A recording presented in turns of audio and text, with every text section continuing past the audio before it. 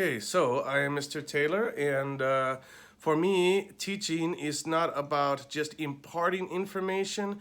It's about teaching my students to develop their own mind, to develop their own thinking, to have their own point of view. So I'll show you an example of how I would start my Mandarin lesson. So I would have this very simple word, 汉语. It's a general name for Chinese, 汉语. And then I would cover it up. I would say, do you remember what the top one looks like? What is the sound? What can you tell me? I would let you think because I want your brain to develop. I want your brain to grow because each little search that you do in your mind for the memory of a han, right? That's your neurons moving. That's your brain moving. So then I would show you again. And then I was to cover this part. Do you remember what the sound is? What is it? Can you describe what it looks like to me? And then I would show you this character, right? Yi means language, and it's made up of three pieces here. This piece, this piece, this piece.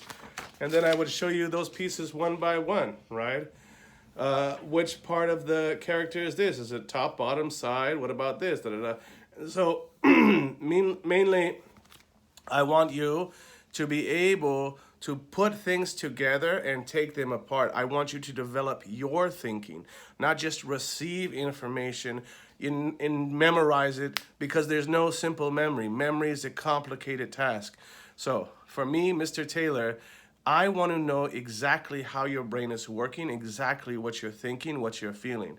For me, there's no good or bad student. I don't care. I know this sounds extreme, but I always tell my students, I don't care if you love me or hate me. It doesn't matter. You can be mad, you can be upset, you can struggle, you can feel frustrated. That's all fine. That's part of learning, right? Learning is a back and forth activity. In the end, what we're going to have is always more.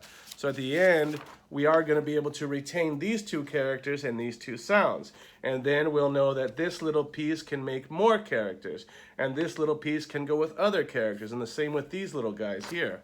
So learning is accumulative. There's no end and no beginning. We're always learning. So that's my style, basically. I don't judge anybody. There's no such thing as a model student. I just want to know where you're at and then how we can move to the next stage. I teach the things that I like to study, so I'm very invested in helping everybody learn, no matter who you are, no matter what your reasons are that you think you cannot learn. There's always going to be something hard. There's always going to be a challenge. We're always learning. We're always growing. So yeah, that's basically how I teach. Thank you.